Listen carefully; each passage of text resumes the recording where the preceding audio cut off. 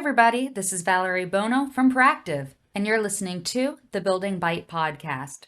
Tune in as we spotlight Ken Simonson, Chief Economist with the Associated General Contractors of America. Today's episode is focused on Ken's most recent publication with AGC, the February 2022 U.S. Construction Outlook. For more information on this episode and others, check out the Building Bite at buildwithproactive.com. Welcome to the Building Bite podcast, a podcast for construction contractors, owners, and insurance professionals, where you can hear from the experts on key topics you want to hear about to keep yourself successful. I'm Chris Epps. I'm a senior director with Proactive, and I'm joined with my co-host today, Mike Diercksen, our senior consultant of innovation and content solutions. Our guest today, who's a well-known thought leader in the construction industry and the chief economist with the Associated General Contractors of America, is Ken Simonson. Ken, how are you this morning? Fine, thanks. Fantastic. Mike, how about yourself? How are you? Doing great, Chris. Really excited to talk with Ken today. So am I. So we'll jump right in. Today we're lucky enough to discuss Ken's most recent publication, the February 2022 U.S. Construction Outlook, and I think we may also talk a little bit about your most recent construction inflation alert, Ken. But before we get into our main discussion, would you mind sharing a little bit about your background and what led you to AGC and the research and reporting work that you've been doing there for the last 20 years? Sure. Well, many of your viewers may know AGC is the leading national construction trade association. We have over 27,000 member companies that join through a network of 89 chapters in every state, plus DC and Puerto Rico. And AGC of America is based in Arlington, Virginia, with a staff of about 65 people. As the chief economist, I try to provide information to the full range of membership. Our members do every type of construction other than single-family home building. And I've been with AGC for 20 years. I have more than 40 years experience as an economist watching economic and tax trends, trying to provide analysis, advocacy, and communications. Excellent, Ken. And we're really excited to share this conversation with you today. It's a report that we always look out for. I know there's probably many people in the industry that are looking out for. So if there's any of our listeners who are not looking or watching the video, we do have this available for you online. So you can go to our website, www.buildwithproactive.com. So with that, Ken, we're excited to begin this conversation. I wonder if you could start to share with us some of your insights, some of the things you're noticing, whether that's a lot of our main topics, things like supply chain disruption, job reports. The floor is yours. All right. Well, why don't we start with the latest survey of our members? We do this every November and December. We put this out on January 12th. We were fortunate to get over 1,000 responses from every state. And the first question we always ask is, do you expect the dollar value of projects available to bid on to be higher or lower than the year before? And we take the difference between the percent who say it'll be higher minus those who say it'll be lower. And this year, responses were positive on net for 15 of the 17 categories. The most positive, optimistic responses were for infrastructure categories such as highway and bridge, other transportation like airports, rail, trucking, transit, and also water and sewer projects. I think that's not surprising given the passage last November of the Infrastructure Investment and Jobs Act, although there's still quite a question as to how quickly that money will turn into projects available to bid on. But the optimism doesn't stop there. Many of the building categories, both private and public building, were quite positive on balance also. The only negatives were for retail and private office construction.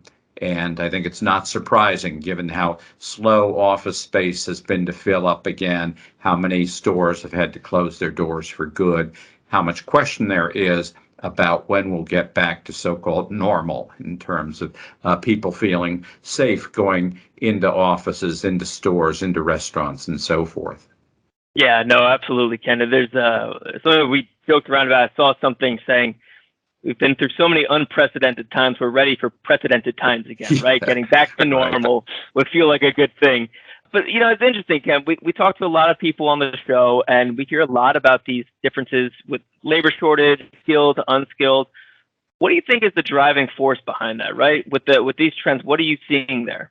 I guess the workforce situation is the one that I'm most concerned about. I think the construction is going to be challenged like never before. I mean, we've talked about how hard it is to attract kids into construction. They've gotten this pressure, this indoctrination almost for decades that if you want to succeed, go to college.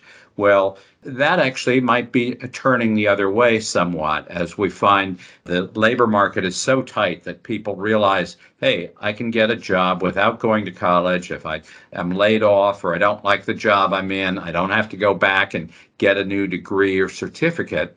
Nevertheless, construction has a couple of things going against it. First of all, you have to be on the job outdoors in any kind of weather for many types of construction work. And they're at a fixed hour, one that's earlier than I like to get up, certainly. And now there are a lot of jobs out there that you can work for remotely or hybrid. You may have flexible hours. That's gotten more important to people who have had to deal with COVID for themselves, a family member, child at school who's suddenly sent home because the class has been exposed. So that's something I think you can't work around in construction. But the other thing, even apart from those COVID effects, is that we've seen businesses that historically were very low pay, such as starting jobs or even continuing in a fast food restaurant or a warehouse, local delivery, they've upped that starting pay to $16 or $18 an hour. So that's really narrowed the gap between what construction is paid. Historically, construction paid 20 to 23% more for the so-called production and non-supervisory workers in other industries. That gap is down to less than 17%. So I think the implications of all of this are that contractors are going to start having to pay a good deal more. They have been raising salaries and wages, but not as fast as other sectors. They're going to have to up that game, or they're going to have to go even more heavily into looking for ways of making do with fewer workers or workers with less skill than previously. Yeah, and Ken, given your analysis and the demand and the construction market you talked about, the indication in your report is that the overwhelming majority, I think some 74% of the firms that you guys questioned, anticipated increased hiring over the next 12 months. Not surprising. Also, 75% of firms also see it being harder to hire personnel, which, based on what you just told us, also not surprising. Do you also see that being a longer-term problem than just over the next 12 months? Do you see that continuing? I do. And I think that firms are going to be looking for more solutions, whether that's a software solution, on-site hardware, something like robotics or 3D printers, things that enable workers with less experience, a lower skill level to do jobs such as augmented or virtual reality, and also where possible, turning to off-site production. And I say where possible because the challenges to that have not gone away. You have to find a factory that can produce things to the same quality as you get built on site.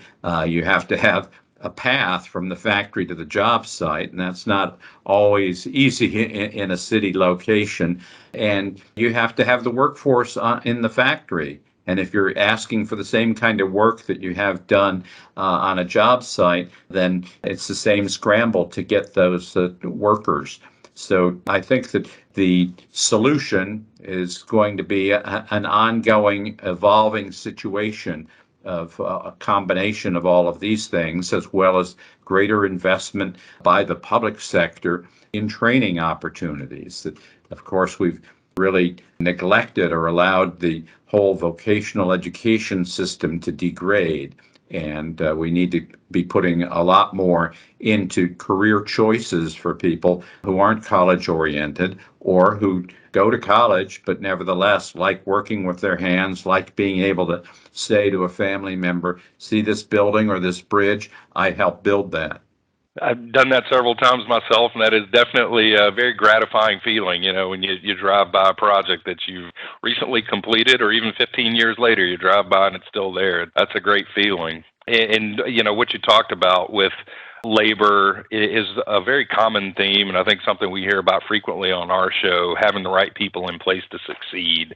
Any advice for GCs as to what they can do to help find and retain talent when we see market conditions being what they are? And I think in your most recent inflation report, we show bid prices still lagging input costs by almost 20%.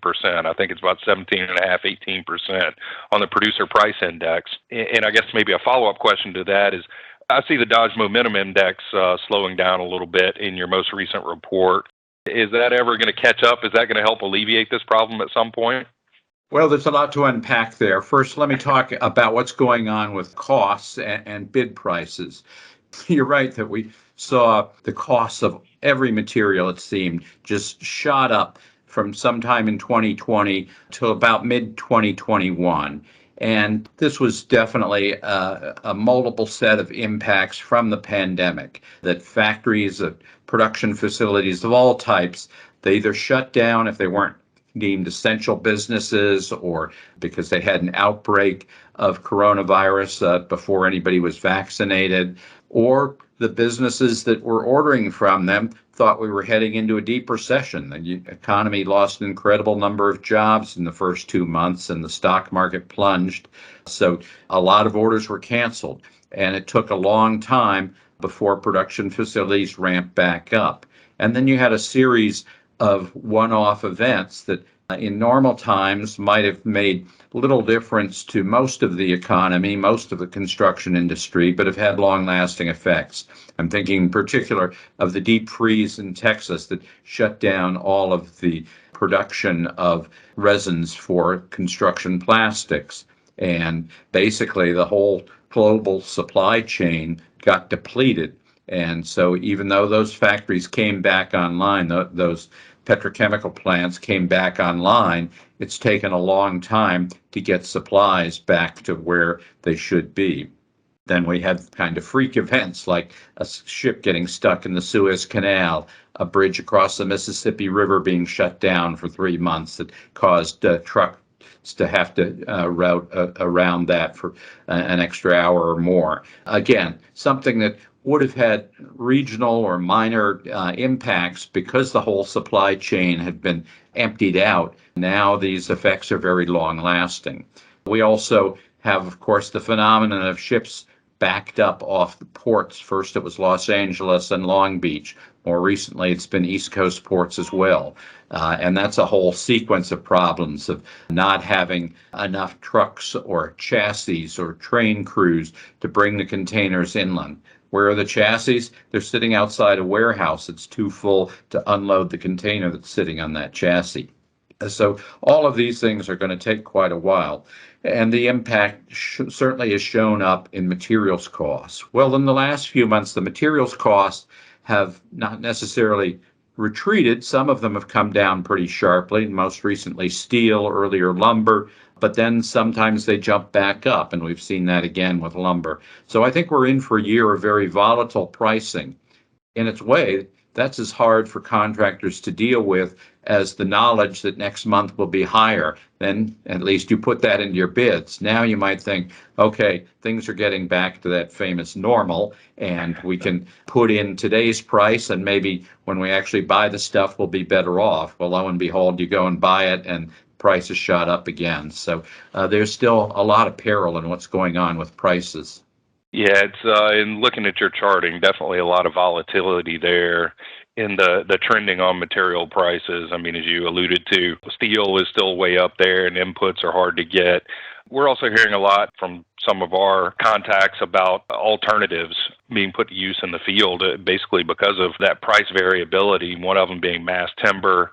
And I noticed that in this report, lumber cost is actually trending back upwards after a precipitous drop-off in the middle of last year in 2021. Do you see having some available alternative resources and maybe normalizing those available resources and their costs? Will that start to close the gap and maybe normalize some of the pricing? Will that help at all as we go forward? Well, I think it's certainly a strategy that contractors need to have top of mind going into bidding a project. Discuss with the owner, is there any flexibility in the design, or in the timing, so that if something turns out not to be available or the lead time has doubled or tripled, and we've certainly seen that with anything from bar joists to insulation, roofing fasteners. Is there another way of getting it done? So I do hear about ordering beams instead of bar joists so you can get that roof done. Mass timber, I think you have to make that decision much earlier in the process, because it really requires a whole different supply chain and design of the structure. But there may be smaller areas where substitution should be allowed, and look before you sign a contract as to how you get that done. Can you write any flexibility into the contract itself, or do you have to go back for a change order and all kinds of other steps before you can proceed? But what I hear over and over again is in this setting, constant communication with all parties is so important, so that you learn early on if that delivery isn't going to happen when you had expected it, and you can adjust your schedule so you can let the owner know, here's an alternative way that we could get this project delivered to you, hopefully on time or closer to schedule. And certainly on the pricing also. AGC is one of 40 associations that supports consensus docs, a suite of contract documents that includes a price adjustment clause. So you could discuss with an owner, would they be willing to take on some of that risk of price increases for a specific item that you designate right there in the contract? What is the index? What is the change that would be triggered? And they would get the benefit if that price comes down, as we saw very dramatically with lumber last year. We've seen with steel in the last few months. And while they're taking on some more risk, they're enabling you to take some contingency out of your contract. So that's a viable alternative. I'm not sure how many owners have the flexibility in their own budget to do that. But again, this is something to discuss. And then discuss early on, or discuss, can you buy materials sooner and get reimbursed for them? Is there a place to store them? Who's going to pay for the insurance or the risk that they won't be the right quantity or they'll be damaged before use? So there's no one solution that works for everyone, but there are things that can be discussed and explored.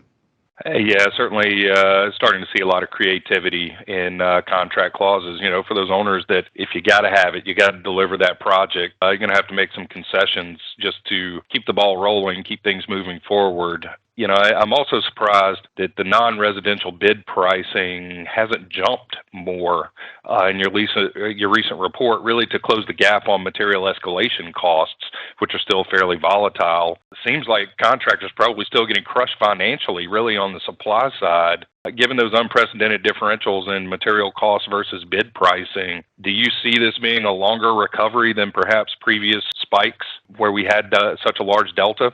Well, I never predict contractors' pricing myself, but I'll turn back to that survey. We did find, indeed, 84% of the respondents said that prices had outrun their expectations last year. So now 69% of them say they are putting higher prices into their bids or contracts.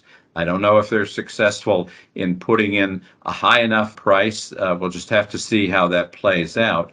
Again, looking at history, we've seen periods as long as 27 months from late 2009 through early 2012, where the input costs, specifically the materials used for construction, outran the increase in bid prices. But then there was a long period where contractors caught up. Either they were putting in higher bids than the latest cost increases, or in fact, both costs and bid prices dropped, but the bid prices hung on for a while. So there tends to be a lag in both directions. If you can survive the run-up, maybe you can make it through the next period, but it's unpredictable how long that gap will last. We have seen a few months recently where the bid prices did increase even more than the input costs. But again, it's unpredictable. If lately we've seen diesel prices go to an 8-year high, lumber prices, as we've discussed, jumped up again after dropping very sharply in the fall. So it's definitely a time where you have to be nimble, and I guess you have to be lucky. I think you also have to be paying attention. If contractors really aren't dialed into that, it's to their own detriment. Yeah, and I'll put in a plug here. I write a weekly one-page summary of economic news relevant to construction called the Data Digest. And each month, the Bureau of Labor Statistics updates its producer price indexes for both materials, thousands of materials, and also services such as trucking services, and then some of these, what I call bid price indexes. The formal name is the Producer Price Index for New Non-Residential Building Construction. Anyway, I discuss all of the ones that I think are most relevant to construction in that Data Digest, and I link to the latest Producer Price Index, a set of tables each month. So I'd be glad to add people to the Data Digest email list. They can either contact you, or if they have an old-fashioned pen handy, write down ken.simonson@agc.org. Ken, I really appreciate you plugging that in there, because I think it's a great resource to our audience. And speaking of which, we've talked to a lot of people that are dealing with longer lead times, materials, inflation costs, and some of them have been more selective with their project pursuit as a result of that. And they're really trying to figure that out as being creative, right, with how to be successful. What advice would you give specifically to our contractors in the audience? What would you give them as advice for navigating this scenario and putting themselves in a position to succeed?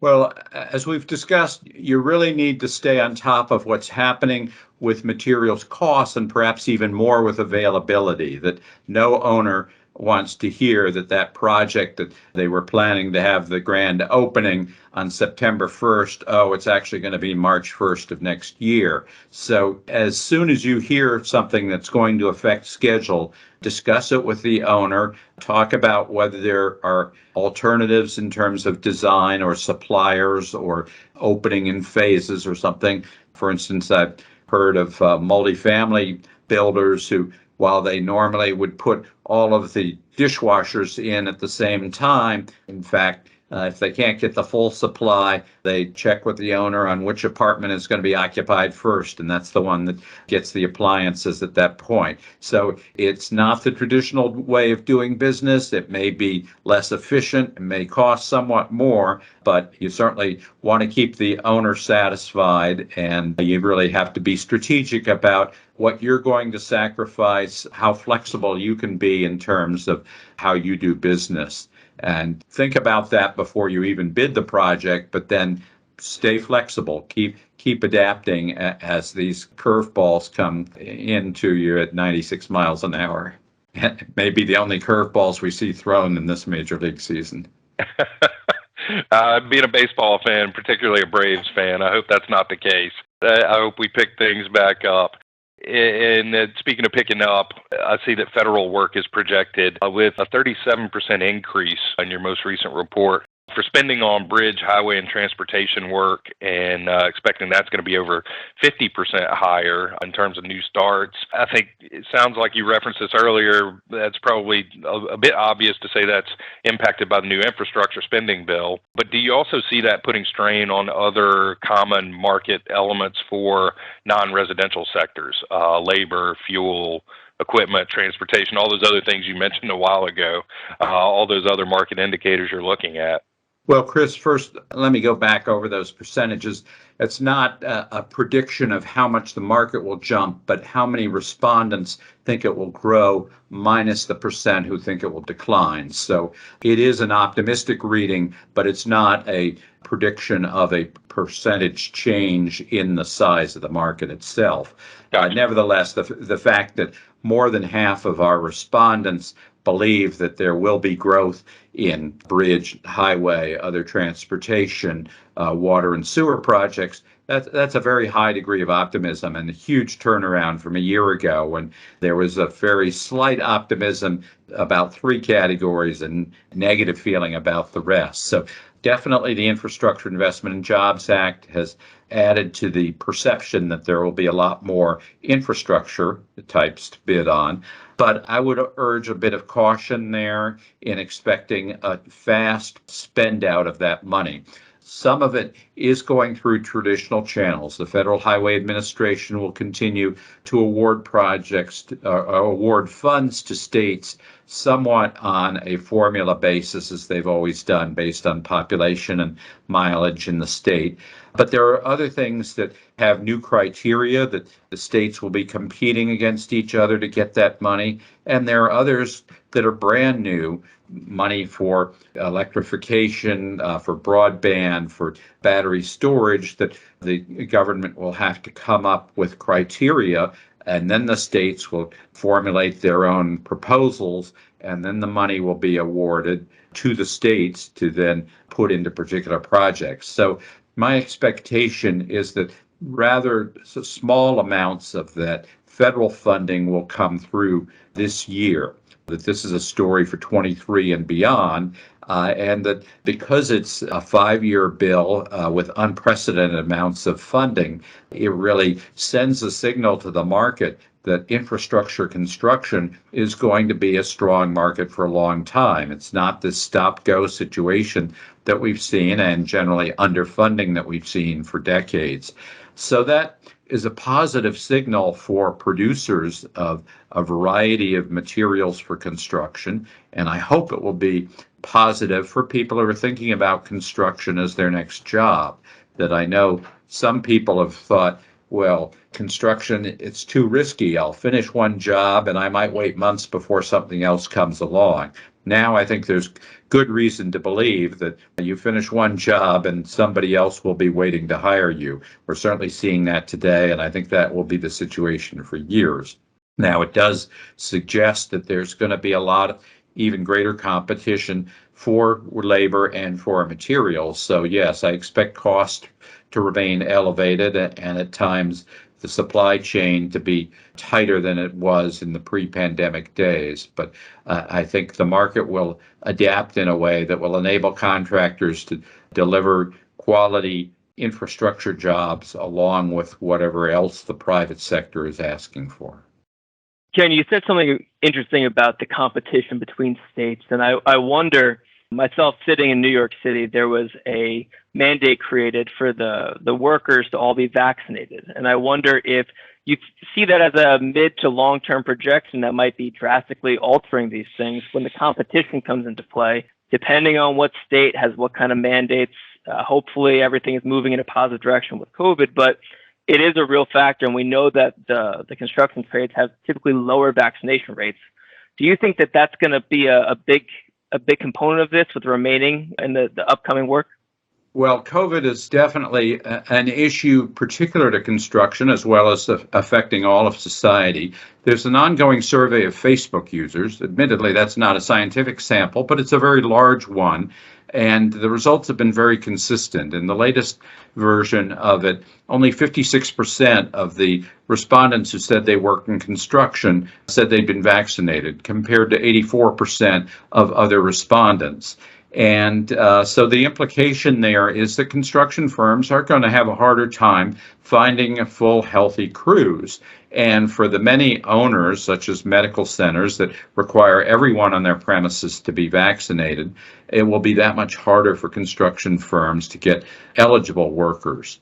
But going beyond the situation with the pandemic, and I hope we can get beyond that soon, I do think that construction has the challenge of finding workers at a time when so many other industries are frankly desperate for workers, that this is a situation that's not going to resolve very quickly.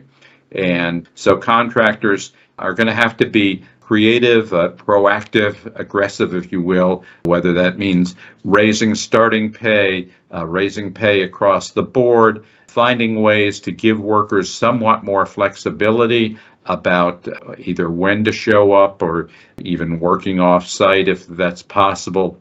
But they also certainly need to, I think, invest more in a software that tracks exactly how many workers they're going to need on a given day, what the skill mix is, And then to the extent that they can provide more opportunities for those workers, whether it's additional training, advancement opportunities within the firm, just a lot of things that will make working in construction more competitive with working in other industries. Ken, I guess as we move toward kind of wrapping things up here, we always like to give our audience 3 big takeaways from our podcast sessions.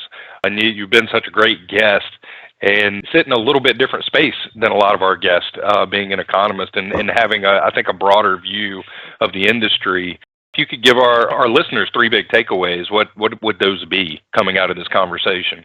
Well, number one, if you're optimistic, I think you're in the right frame of mind. There looks like there will be quite a pickup in non-residential construction work and continuing activity on multifamily this year. So it could be the best year for contractors in quite a while. Second, expect a lot of volatility on prices. So be nimble about when you buy, how you do your bidding, and keeping touch with both suppliers and owners, subcontractors certainly. And third, prepare for a long-term scramble to find the workers you need, retain the ones that you want. And so while there's a lot of good news ahead in terms of the availability of work, there's plenty of challenge for you too in finding those materials, pricing your jobs right, and then getting the workers that you need to get the job done. Excellent. And I think in addition to those 3 takeaways, we always like to provide an action item for our listeners as well, something our audience could really start to think about critically based on our discussion today to get them moving in the right direction. If you had one big takeaway that's an action item, maybe particularly leaning towards our GC listeners, what would you recommend for them? I think really invest in making your own workforce more nimble, more aware of, are there other ways of doing business? And so that starts with the CEO. It comes all the way down to anybody who is on the job site. Are there things to make the work safer, to make the workers feel more comfortable, more enthusiastic about doing that job? And of course, ways of limiting the cost and the time it takes to do a project. Ken, this has been such an informative and wonderful conversation with you. Wrapping this up, so this is the Building Bites. That's BIM Insurance Technology with the experts. You are today's expert. I know you're down in D.C., and we always like to ask our guests, what are you taking a bite out of today? What's the number one lunch spot for you down in D.C.? Well, I'm working from home today, so I'm very happy with the things that are in my fridge right now. But first, I hope to go out for a bike ride. We're having unusually warm weather today. But let me invite the listeners again. If you want to get the data digest, just write to me at ken.simonson, SIMONSON, at agc.org, or go to the AGC website. That's easy to remember, or contact you guys, and we'll get you the data digest. We'll get you my latest set of slides on what's going on with construction spending, labor, materials costs, and also the latest edition of the construction inflation alert that Chris mentioned. Wonderful. Ken, thank you for chatting with us today. We appreciate you taking the time. I'd love to have you on again at some point in the near future. I think you speak to a lot of important points that our listeners are really trying to get dialed into, and definitely from a point of great experience. We appreciate your time. Thank you for chatting with us, and hope to get to talk to you again soon. All right. You're welcome. Thanks. Thank you for listening to The Building Bite. This podcast has been brought to you by Proactive. Check us out on thebuildingbite.com, where you can subscribe to our newsletter and follow us on social media for all future The Building Bite news and updates. You can also find us on your favorite apps, including Apple and Google Podcasts, Spotify, Stitcher, TuneIn, and Amazon. If you have ideas for episode topics that we should cover on the show, or you know somebody who would be a perfect guest, let us know at connect@thebuildingbite.com.